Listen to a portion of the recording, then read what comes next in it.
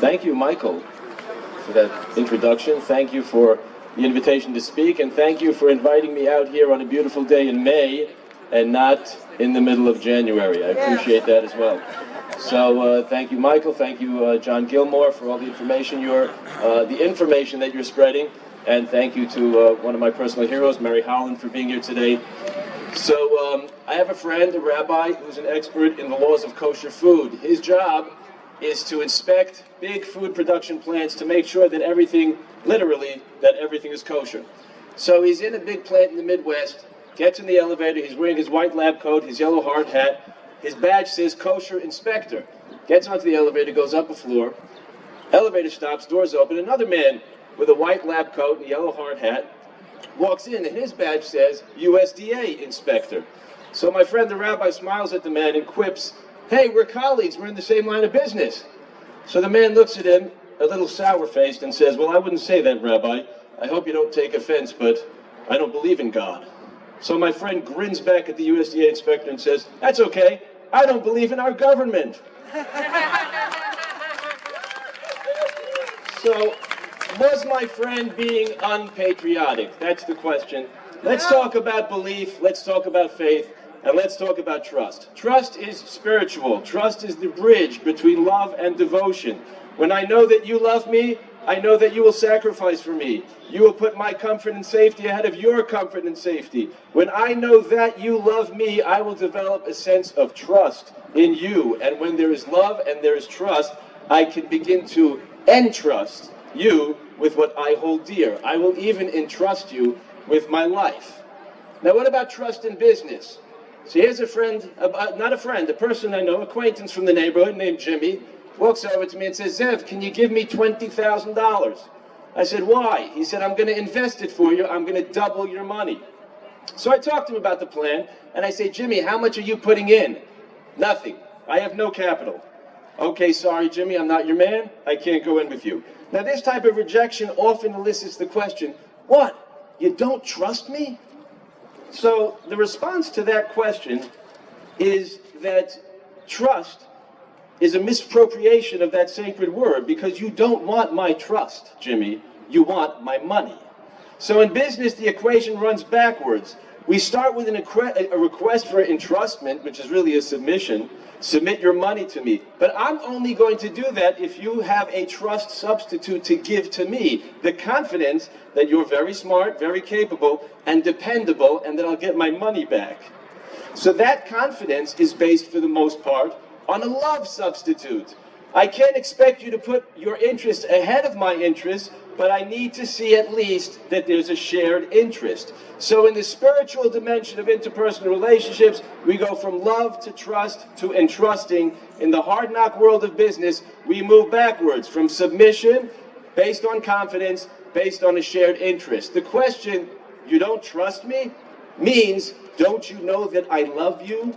And it is unseemly and improper when it's asked in business. I think that in the wake of the COVID crisis, many people, many Americans have begun to feel that they were being asked for a little too much entrustment, a little too much submission. I know many Americans who took the vaccine not because they wanted to, but because they felt they had to, or because they felt that they ought to, because government and public health officials were so intent on it.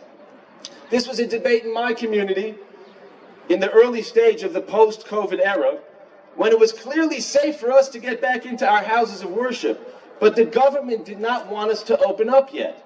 So some folks felt that it was our duty to follow the government's directives. They're wrong.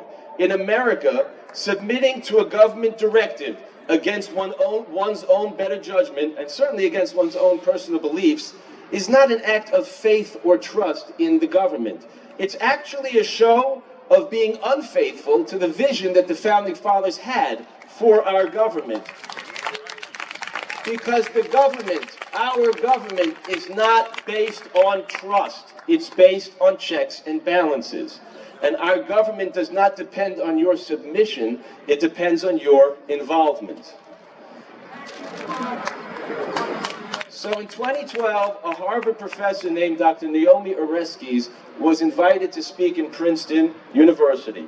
And in 2019, Dr. Oresky's published her lectures in a book with contributions from other academics. And it's an important book. Dr. Oresky presents her philosophy of science. She says that real science is consensus science. She presents a glowing and idealistic, if not unrealistic, picture of the scientific community. It's a community that celebrates diversity, where all parties are encouraged to engage in fruitful debate from all different angles, and a scientific problem will be granted total consideration and discussion. The end product of the process is a consensus, a conclusion that is held to be true by a majority or by the mainstream of the members of the community. Consensus science is based on three premises. Number one, once the conclusion is reached, it becomes settled science. It becomes an established truth. Number two, the scientists who heretofore were so appreciated for bringing diversity into the academic debate now must submit to the consensus. If they do not, they become outliers, skeptics, or even cranks. And most importantly, number three, if you're a layperson, if you're just a hardworking, tax-paying American, even if you're smart enough to raise a family and run a business, even if you had a law firm, if you're a layperson who did not go to Harvard or Stanford or Yale and study science for 15 years, then you are not authorized to assess a scientific question for yourself. Dr. Oresky bemoans the fact that so many Americans question the safety of vaccines, when that is something that they are not authorized to decide upon.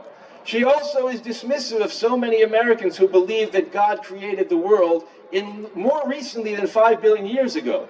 Creationists have no authority to challenge a scientific consensus. So Dr. Oresky does not trust your intelligence. She does not trust her fellow scientists if they oppose the consensus, yet Dr. Oresky wants you to trust her version of science. And fantastically, she named her book, Why Trust Science?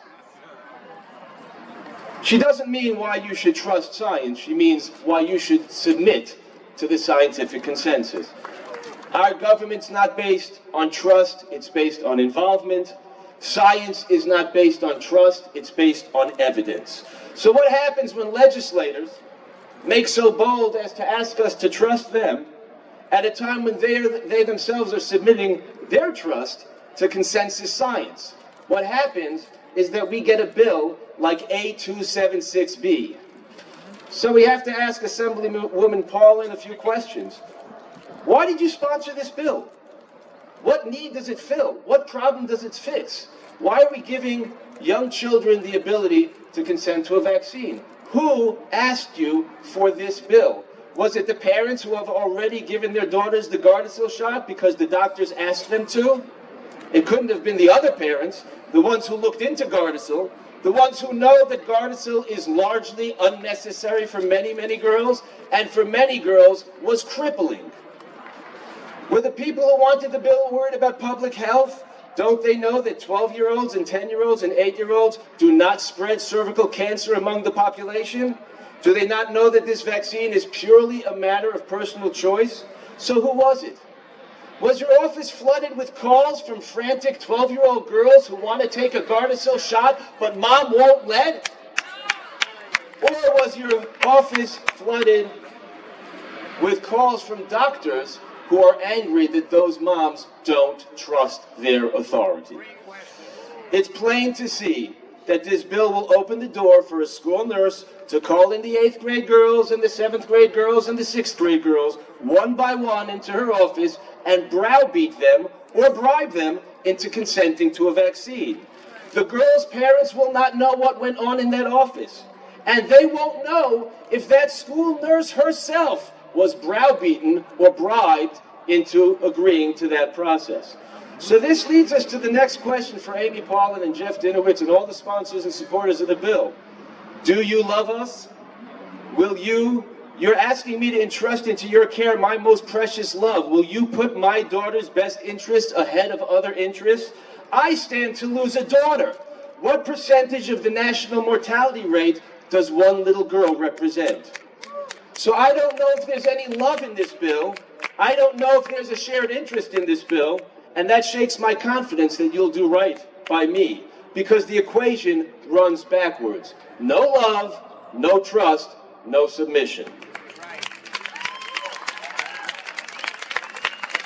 Legislators who support this bill are unworthy of anyone's trust. I don't want to end on a discouraging note. I spoke to you about love and trust. I want to end off with a ray of hope. In 1955, our government passed a different sort of legislation. And that law stated that on every dollar bill printed in America, the words, "In God We Trust," will appear.